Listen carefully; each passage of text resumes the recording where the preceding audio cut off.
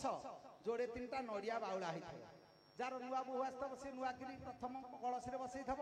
सी नुआ बोहूटी बड़ नड़िया टे बसई थब गुड़े चालाकी स्त्री लोक अच्छा आ बेल बुड़ू बुड़ू जा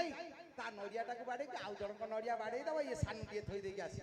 अच्छा जा बोहू बसई नड़िया से बुढ़ी 9टा राति की आसला बेलू ता नड़िया नहीं कह मो नड़ियाटा किए बदल नहीं किलो सी आउ कौन कथा कह कि ए रांड नड़िया नेलु लो रांड खाइबु लो रांड भईता को खाइबु लो रांड ये कौन गाँ जाक रांट कर नड़िया बसई कि नड़ियाटा यदि किए नहीं गला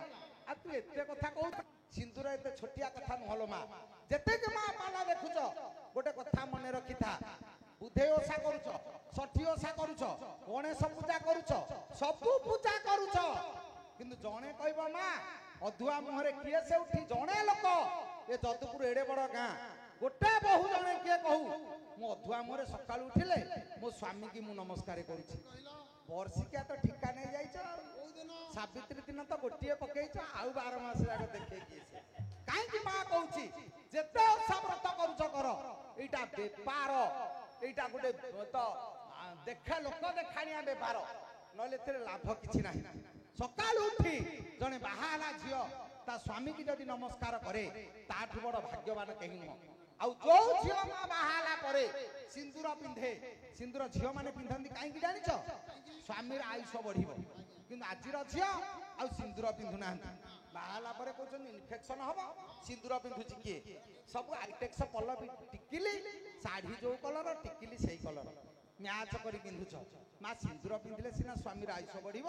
टिकिली पिंधिले कौन बढ़ जमा किसी हेनी मोर आयुष खाली हम आज जुगर शिक्षित झील मैंने सिंदूर न पिंधि टिकिली कहीं पिंधुंट कहले जब सिंदूर पिंधु स्वामी आयुष बढ़ आम बेगी मरबू लाभ किसी ना बर टिकिली पिंधिले से मर आम LIC पैसाटा पाकल हम तेणु से कहीं कथा कहूँ से भूल करनी नारी की कहती श्रीमंतिनी श्रीमंतर सिंदूर शोभा पाए सिंदूर केते जगार लगे माँ 3 जगार पति सिंदूर सती सिंदूर श्रीमंत सिंदूर श्रीमंत श्रीमंत सिंदूर कपाल पति सिंदूर आउ चूड़ी शेष हाथ मारिदे मुंडिया मारी दियो आउ तो सिंदूर पिंधा ना हाथ मारुची किए कौटी माँ सिंदूर सीना पिंधुच कहीं सिंदूर पिंधुच स्वामी आयुष बढ़ कहला किए से ना ये रामायण चरित से दिन माँ सिंदूर पिंधुले सीता जाई पहुंची हनुमान देखीदेला कहला माँ कहीं सिंदूर पिंधुचु ना तो प्रभुर आयुष बढ़ माँ जावापर हनुमान मुह जाक सिंदूर बोलीदेला कहीं माँ कहला मो प्रभुर जदि टिके सिंदूर पिंधुची माँ कल्याण आयुष वृद्धि मुझे मुह जाक बोलीदेवी मो प्रभुर बेसी आयुष बढ़ प्रभु पाखे जो बुलिले राम देखिले कहले हनु ये कि नुआ बेश ना प्रभु माँ टिके सिंदूर पिंधुची तो आयुष तेणु मु मुह जाक बोली तोर बेसी आयुष बढ़ हसीदेले राम कहले हनु आज सिंदूर पिंधबनी ना कहीं प्रभु ना तो मुह नालिया हो जाऊ सबू हनुमांकड़ मुह माँ कला हनुमान मुह नालिया कहीं ना सेटा हूँ प्रभुर कल्याण गोटे मांकड़ ता स्वामी ता प्रभु मुह जाक सिंदूर पोची बोली दौची किंतु तुम सावित्री दिन टिकिए पिंधुच आउ 12 मास जाक देखा ना कहीं माँ सिंदूर पिंधुच गोटे कथा मन रखी था सिंदूर पोछुच केमिति जमा नुह से भूल करनी स्वामी शोई स्वामी को डाहाण पादर बुढ़ा आंगुठी सिंदूर पोछा कथा किंतु पोछुची किए आमर तो पोछुना तुमर गाँव में किए पोछुव न पोछव मुझे कहीं ना मु थे कहली ओडिशा आम बुझाऊँ पादरे सिंदूर पोछा कथा तू टे पोछि दिए सी खत बुणा बेल डेणुआ मटी चलिकी गोड़ फाटिकी अच्छी टीचर आसला आसिक जो देखला कहला बालो फाट एथेर तो मुंड रहीगली से दिन जाइए जगा दास आ गाँव को फेरिनी आउ पोछब केतेबेले किंतु माँ गोटाए कथा मन रखी था स्वामी हूँ जड़े स्त्री देवता इह काल पर कालर सी हूँ तुम मालिक तुम 1000 ओषा व्रत कर जदि स्वामी सेवा ना जदि स्वामी प्रति तुम भक्ति ना ताले 1000 ओषा कर चूड़ा चकटा गुड़ा पकेले बुधे ओषा कर कि फायदा ना आम घर बुधे ओषा कोठी सब वर्ष बुधे ओषा हम किंतु जो वर्ष सब वर्ष जोड़े 3टा नड़िया बाउला होता जार नुआ बोहू आसब सी नुआकि प्रथम कलश बसई थब सी नुआ बोहूटी बड़ नड़िया टे बसई थब गुड़े चालाकी स्त्री लोक अच्छा आ बेल बुडू बुडू जाई ता नड़ियाटा को बाड़े आउ जनक नड़िया बाड़े दब ये सानुटिए थई देकी आसी अच्छा जा बहु बसैची नड़िया से बुढ़ी 9टा राति के आसिला बेलू ता नड़िया नहीं कहे मो नड़ियाटा किए बदल कि नहीं किलो से आउ कौन कथा कहब कि ए रांड नड़िया नेलु लो रांड खाइबु लो रांड भईता को खाइबु लो रांड ये कौन गाँ जाक रांड करियो बोली नड़िया बसैथिला कि रे नड़ियाटा यदि के नहीं गला आ तू एते कथा कहूच काहे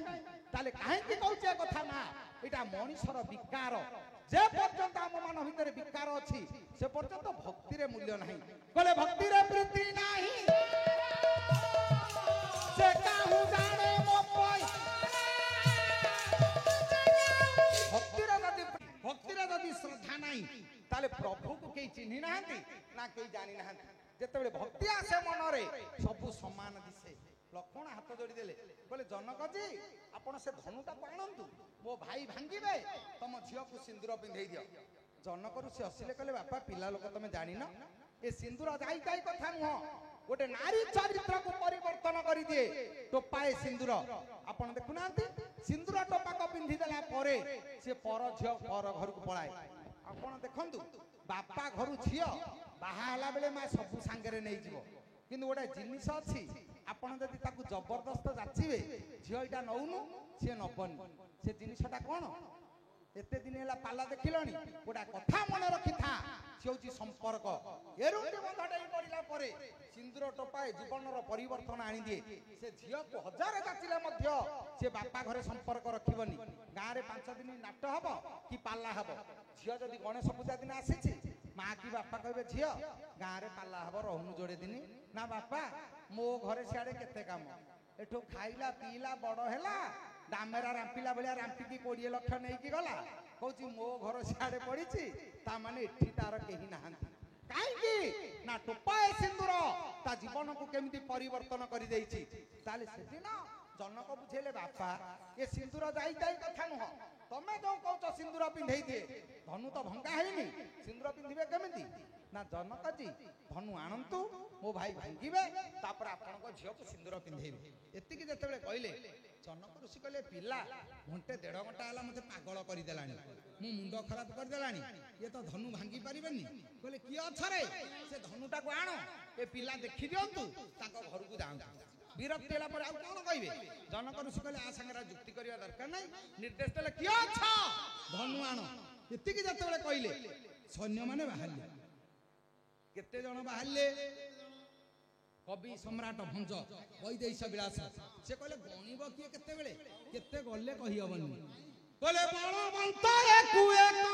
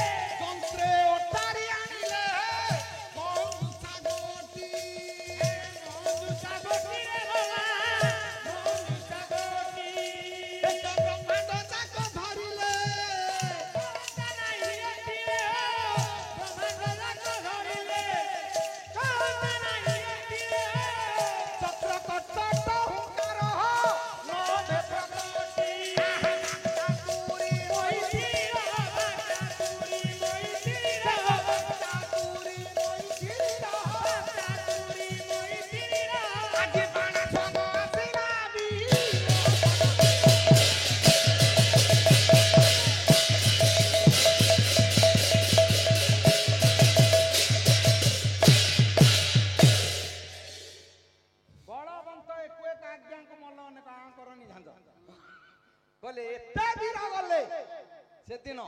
गणना नहीं भंज कहीदेले बलवंत एकु एक आज्ञा को मल अनेक अनेक कहले असंख्य असंख्य योद्धा गले जे धनुटा कोन टेकी आनिले जंत्र ओटारी आनिले ओटारी आनी कहले भिडी भिडी आनिले गोटे जंत्र ऊपर थुआइछि ताको भिडी भिडी आनिले ब्रह्मांड जाक धरिले चलंता नाही जेतिले चक्र कटकट हंकार अभे प्रकटी ब्रह्मांड जाक लोक धरिले बा से धनु चलिबा कथा नुह ये बड़ुआ वीर माने गले बोली ताको भिडी भिडी आनिले शब्द केते चक्र कटकट हंकार अभे प्रकटी आकाश फाटी पड़िला भलिया ये चक्र शब्द हैला एते कटकट हैला जे आकाश फाटी पड़िला भलिया शब्द समस्त सुनिले सभारे आसी थुआई गला धनु जात बेले थुआई गला ଏ ପିଲା ତ ଘଣ୍ଟେ ହେଲା ଖାଲି କହୁଛି ଧନୁ ଆଣ ଆମେ ଭାଙ୍ଗିବୁ। ଜନକ ସେଠି ବାକ୍ଚାତୁରୀ ମଇଥିଳିର ବାକ୍ଚାତୁରୀ ବାକ୍ କହିଲେ କଥା, କଥାରେ ଚତୁରତା ରଖି ମିଥିଳର ଈଶ ଜନକରୁ ସେ ପଦେ କହିଦେଲେ, କହିଲେ ବାପା ଆଉ ଡେରି କରୁଛ କାହିଁକି? ତମେ ତ କହୁଥିଲ ଭାଙ୍ଗିବ,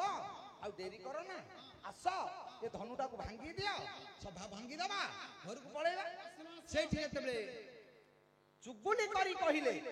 କହିଲେ ଇଏ ପିଲା ତ ଭାଙ୍ଗି ପାରିବେନି, ଚୁଗୁଲି କରି ଡାକିଲେ, ଆଉ ବାପୁ ଡରିଛ ବସିଲ କାହିଁକି, ଆସୁନ ଆସ। ବାର ବାର ଯେତେବେଳେ ଡାକିଲେ, ଭାଙ୍ଗିବ ଜଣେ କିନ୍ତୁ ଯୁକ୍ତି କରିଛି ଜଣେ, ଯିଏ ଭାଙ୍ଗିବ ସିଏ କିଛି କହିନି, କିନ୍ତୁ ଯିଏ କରିପାରିବନି ସେଇ କହିଦେଇକି ବଇଛି। ତମେ 17 ଲକ୍ଷ ଟଙ୍କା ଖର୍ଚ୍ଚ କର, 30 ପ୍ରକାର ଆଇଟମ କର, ବଫେଇ ଭୋଜି କରିବ। ଆଜିକାଲିର ସିଷ୍ଟମ ବଫେଇ ସିଷ୍ଟମ, ଆପଣ ଦେଖୁନାହାନ୍ତି ସେଇଟା ଗୋଟେ କ୍ୱାଲିଟି। କଣ ବଫେଇ କରିଥିଲା, କିନ୍ତୁ ସେଇଟା ହଉଛି ମାଗି ଖିଆ ଭୋଜି। ଆଉ ମାଗି ଖିଆ ନୁହଁ, ଆଗରୁ 2 ଧାଡି ଗାଁ ଦାଣ୍ଡରେ ବସୁଥିଲେ, ସେ ସ୍ୱାଇଁ ଆସିଛି, ନାୟକ ଆସିଛି, ଜଗଦେବ, ଶ୍ରୀଚନ୍ଦନ, ଗୁମାନ ସିଂହ, ସାମନ୍ତରା ସବୁ କହିବେ ଆସିଛନ୍ତି, ହଉ ହାତ ଚଳା, ଆନନ୍ଦ କବାର ହରିବୋଲ। ଏବେ ସେ ସିଷ୍ଟମ ଆଉ ନାହିଁ। ଭୋଜି ଖାଇଲା ବେଳେ ତରକାରୀ ବାଲ୍ଟି ମଉସା ଘାଣ୍ଟ ଟିକେ ଦେବି, ଖଟା ଟିକେ ଦେବି, କ୍ଷୀରି ଟିକେ ଦେବି, ସେ ପିଲା ପଚାରୁଥିଲା। ଏବେ ସିଏ ଚଟୁ ଧରିକି ଛିଡା ହେଇଥିବ, ତେମେ ଯାଇ ଘାଣ୍ଟ ଟିକେ, ଡାଲି ଟିକେ, ତରକାରୀ, ମାଗି ଖିଆ ଭୋଜି ମାଗିକି ଖାଇବ, ତା ନା ବଫେଇ। ବଫେଇର ଫୁଲ୍ ଫର୍ମ କଣ? ବସିବାକୁ ଜାଗା ନାହିଁ, ଠିଆ ହେଇକି ଖାଇବ। ଫେରିଗଲେ ଆମ ଦୁଃଖ ନାହିଁ। ଆଉ ସେ ଗହଳିରେ ଠେଲା ପେଲାରେ ଯିଏ ଖାଇଲା ଖାଇଲା, ଯିଏ ନ ଖାଇଲା ଘରକୁ ଗଲା। ଇଚ୍ଛା ହେଲେ ଖା, ନହେଲେ ନାହିଁ, ତୋ ଘରକୁ ଯା, ତା ନା ବଫେଇ। 30 ପ୍ରକାର ଆଇଟମ ହେଇଥାଉ, ଗାଁ ବାହାରେ ଯଦି ପଚାରିବ, ଭାଇ ଚାଲୁନ ତାଙ୍କ ଭୋଜି ଖାଇବା, ନା ନାଇଁ ନାଇଁ ମୁଁ ଖାଇକି ଆସିଲିଣି। ଆଚ୍ଛା ଭୋଜି କେମିତି ହେଇଛି? ନା ନାଇଁ ମୋ ବାଗ ନାହିଁ, ଖାଲି ତେଲ ମସଲା। ଦେଖନ୍ତୁ 17 ଲକ୍ଷ ଟଙ୍କା ଖର୍ଚ୍ଚ, 30 ପ୍ରକାର ଆଇଟମ, ଇଏ ପଦେକେ କହିଦେଲା ବାଗ ନାହିଁ। ଯୋଉ ଲୋକ 30 ପ୍ରକାର ଆଇଟମ ଖାଇକି ବାଗ ନାହିଁ କହୁଛି, ତା ପୁଅ ବାହାଘରକୁ ସିଏ ଭାତ ଡାଲମା ଦେଇନଥିବ। ଆଉ ଯିଏ ଦେଇଥିବ ସେ କଣ କହିବ? ଯିଏ କହିବ ସେ ଦେଇନଥିବ, ଆଉ ଯିଏ ଦେଇଛି ସେ କହିବନି। ଗାଁରେ ପାଲା ହଉଛି, ଆପଣ ଦେଖିବେ ସକାଳୁ ବଜାର ଘାଟରେ ଚର୍ଚ୍ଚା, କାଲି ଯୋଉ ପାଲା ହଉଥିଲା କେମିତି ହେଲା ରେ? ନା ବାଗ ହେଲାନି। କହିଲା କିଏ? ଆଖି ଦେଖିଲା ପାଲା, କାନ ଶୁଣିଲା ପାଲା। ସିଏ କାନ ଶୁଣିଛି, ଆଖି ଦେଖିଛି, ଆଖି କହିବନି, କାନ କହିବନି, ଯିଏ ମୋଟେ ଦେଖିନି କହିଦେଇକି ବଇଛି କିଛି ହେଲାନି। ଆଚ୍ଛା ତୁ ଦେଖିଛୁ ନା ଶୁଣିଛୁ? ତେଣୁ ଜୁହା ଚଳିଲେ ଇନ୍ଦ୍ରିଜ, ପ୍ରକୃତି ଓଟା ରହି। ଜଗନ୍ନାଥ ଦାସ ଭାଗବତରେ କହିଲେ, ଜିହ୍ୱା ଯେତେବେଳେ ଚାଳି ଦେବେ ଆପଣ, ଇନ୍ଦ୍ରିୟ ଗଣ ସତେଜ ହେବେ। ଆଉ ଜିହ୍ୱାକୁ ଯଦି ଆୟତ୍ତରେ ରଖିବେ, ତାହେଲେ ଇନ୍ଦ୍ରିୟ ଗଣ ନିସ୍ତେଜ ହେବେ। ତେଣୁ ଜିହ୍ୱାକୁ ଲଗାମ ଲଗାନ୍ତୁ, ଜୀବନରେ ଉନ୍ନତି ଅଛି। ଆଉ ଯିଏ ଜିହ୍ୱା କବଳରେ ପଡ଼ିଲା ଲୋ ମା, ସେ ବଂଶ ବୁଡେଇ ଦବ, କିଛି ରଖିବନି। ତେଣୁ ଯିଏ କହିବ ସେ କରିବନି। ରାମ ଧନୁ ଭାଙ୍ଗିବେ, ରାମ କିଛି କହୁନାହାନ୍ତି, ଲକ୍ଷ୍ମଣ ତାଙ୍କ ଝାଳ ବାହାର କରିସାରିଲାଣି। କହିଲେ ଦେଖ ହୋ, ଯିଏ ଭାଙ୍ଗିବ ତା ବଳ ପାଉନି, ସିଏ ମୁହଁ ପୋତି ବସିଛି, ଇଏ ପିଲା ଘଣ୍ଟେ ହେଲା ଏତେ କଥା କହିଲାଣି। ବାର ବାର ଯେତେବେଳେ ଡାକିଲେ, ଲକ୍ଷ୍ମଣ ରାମଙ୍କ ପାଖରେ କହିଲେ, ଭାଇ ଆପଣ ଯାଉନାହାନ୍ତି ଧନୁ ଭାଙ୍ଗିବେ? ରାମ ଟିକେ ଚାହିଁଲେ, କାହିଁ ଚାହୁଁଛନ୍ତି? ନା ତୋ କଥାରେ କଣ ମୁଁ ଧନୁ ଭାଙ୍ଗିବି? ନା ନାଇଁ, ରାଜା ଡାକୁଛନ୍ତି, ଆପଣ ଯାଆନ୍ତୁ ଧନୁ ଭାଙ୍ଗିବେ। ଝିଅର ବାପା, ନା ତୁ କିଏ? ନା ଝିଅର ବାପା କିଏ? ଏମାନେ କହିଲେ କଣ ମୁଁ ଧନୁ ଭାଙ୍ଗିବି? ଲକ୍ଷ୍ମଣଙ୍କ ଅକଲ ଗୁଡୁମ କହିଲେ, ମୋ କଥାରେ ତ ଯିବେନି, ଜନକଙ୍କ କଥାରେ ଯିବେନି, ତାହେଲେ ଆପଣ ଆଉ କାହା କଥାରେ ଯିବେ? ଯଦୁମଣି ସାହିତ୍ୟ ଆଉ ପଦୁଟିଏ ସଂସ୍କାର ପୂର୍ଣ୍ଣ ଛାନ୍ଦ ପଦୁଟି ଆପଣ ମାନଙ୍କୁ ଶୁଣଉଛି। ସେଦିନ ଭଗବାନ ରାମ କହୁଛନ୍ତି, ରାମ ପ୍ରଭୁ ନ ହୁଅନ୍ତୁ, ରାମ ରାଜା ଛୁଆ ନ ହୁଅନ୍ତୁ, ମାଲୋ ସମାଜ ସଂସ୍କାରକ, ଏ ସମାଜ ପୃଷ୍ଠଭୂମିରେ ସଂସ୍କାର ଆଣିବା ପାଇଁ ରାମ ହେଉଛନ୍ତି ଜଣେ ସଂସ୍କାରୀ ପୁରୁଷ। ଭଗବାନ ରାମ ସେଦିନ କହୁଛନ୍ତି, କହିଲେ ଗାଧି ଜଙ୍କ